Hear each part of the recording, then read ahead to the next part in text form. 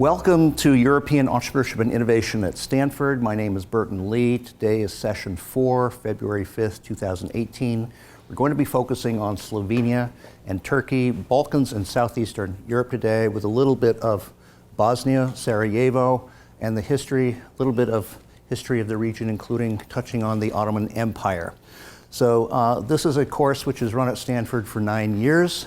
It's a speaker series. I am here as curator. I'm American. All of our speakers are, however, European, with the occasional Silicon Valley investor. Today, our speakers, we're very privileged to have speakers from Slovenia and Turkey. Our first speaker will be Duygu Oktem Clark, formerly with Turk Telecom, responsible for running the startup operations for Turk Telecom out of Istanbul for several years, which is how we met. And then Anna Lupno-Rolic, who is managing director of ABC Accelerator, headquartered out of Ljubljana. And then followed by Juš Dobnikar, also based out of Ljubljana, who is the CEO of ABC Business Academy, and Richard Pivnica, who is joining us as honorary general counsel of the Czech Republic and member of Band of Angels and an investor and longtime expert and connoisseur here in the Valley. So let me turn this over to our first speaker, Duygu Oktem Clark.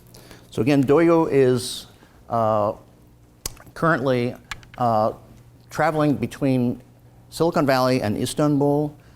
She's representing the tech transfer Accelerator in Istanbul, working with Turkish startups, but also working very closely with 2 venture funds in Istanbul, helping review startups and making investment deals and decisions. So Duygu, thank you for reaching out. I'm glad we could put this together, and welcome to Stanford as a speaker. So thank you. Thanks.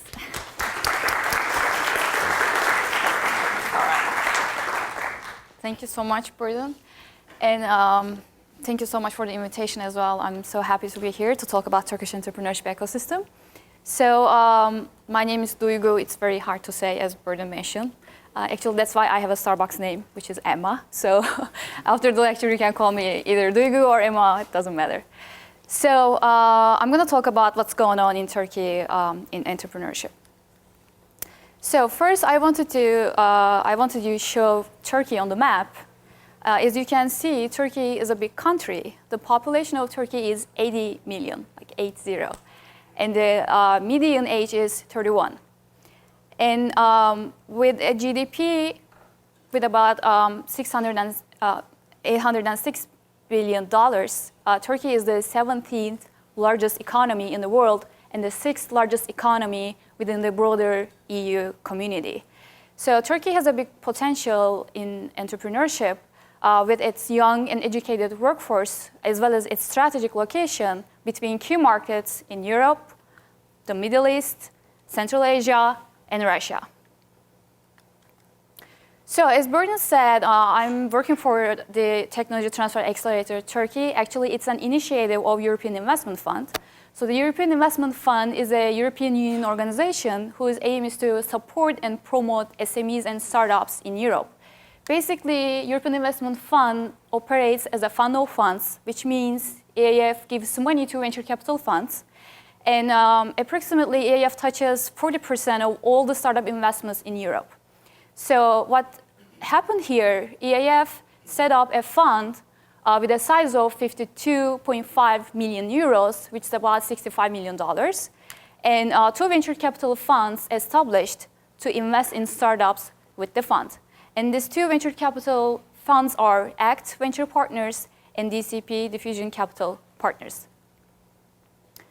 So what we have done so far, in 2 years actually, we visited 66 technoparks and technology transfer offices to evaluate their portfolio companies.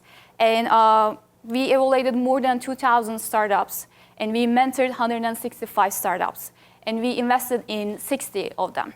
So this is the team. This is one of the team pictures. And there are a couple of folks who are not in the picture, but basically me and, I don't know if this works, yeah. So me and Doğan, we are responsible for scouting. Like we are finding promising startups to invest. We are evaluating their technologies. And also I'm working with the portfolio companies who wants to expand their business into the US, since I'm based in San Francisco. And let's look at the Turkish startup ecosystem timeline. As you can see, the efforts on entrepreneurship started in 2000, and we saw the first business angel networks and the first venture capital funds in 2011. And after that, many players started to pop up in the ecosystem. And as Burton said, I was running the startup division of the Turkish Telecom, which is the biggest telecom company in the region. And you can see here, Pilot. It's the first corporate-run startup accelerator in Turkey. Actually, it's the first real accelerator in Turkey. And I'm so happy I'm the founder of the accelerator. And I left the company, I left the country, but Pilot continues to invest in startups, and I'm so happy of that. And let's look at some numbers. And there are, as of February 2018, there are 428 angel investors in Turkey, and there are 15 business angels networks, and 41 accelerator programs and incubation centers. And we have 29 early stage venture capital firms, 15 private equity firms. We have 770 R&D centers, 55 technoparks, and 63 technology transfer offices. And I need to mention here that the government has a lot of grant programs for startups. And also the Turkish NSF, National Science Foundation, is about to fund the venture capital funds. Basically, they will give money to venture capital funds to let them invest in startups.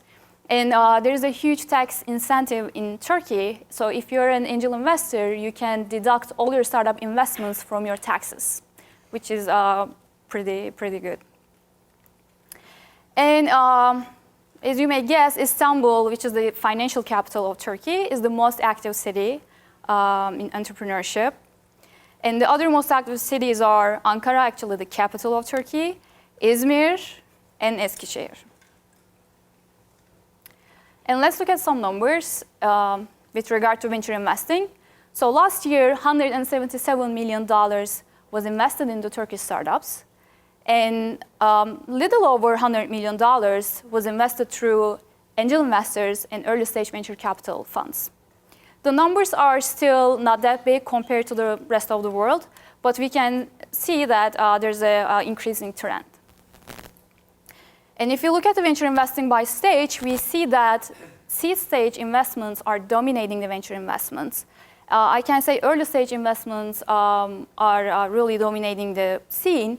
Actually, we saw the same trend in Europe last year. The early stage investments, pre-seed, seed, and Series A investments were dominating the venture investing scene in Europe.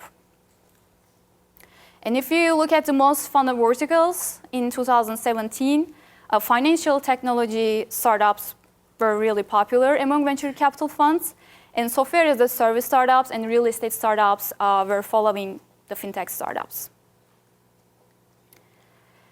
And let's talk about the notable exits. So last year, actually in November 2017, just a couple of months ago, Zynga acquired Peak Games for $100 million. In 2015, Delivery Hero, which is a publicly listed online food delivery company based in Berlin, acquired Turkish Yemek Sepeti, again Turkish online food delivery company, for $600 million. And this is the largest acquisitions ever made in the food delivery scene. And in 2014, and actually the co-founder of Yemek Sepeti was here in 2 years ago. He told about Yemek Sepeti's success. And in 2014, Monetize, a London-based financial technology company, acquired Turkish Positron, which is a mobile commerce technology provider, for $400 million.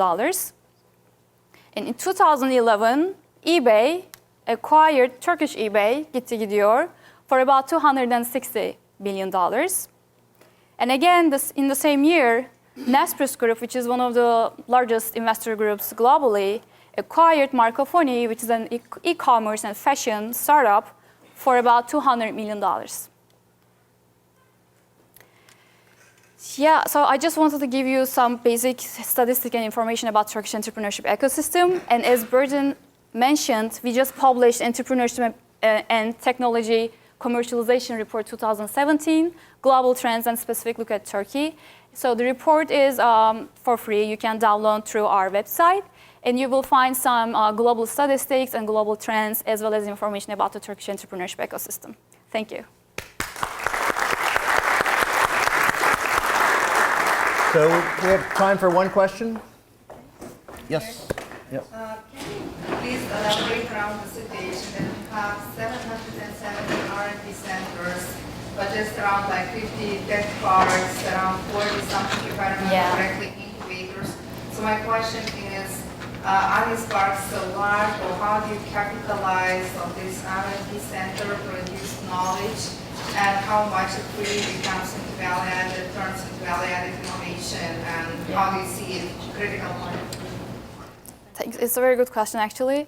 So what we have seen, like till 2015, all the R&D program, like all the government programs and all the efforts were on R&D, research and development. That's why we have so many R&D centers in technoparks and technology transfer offices.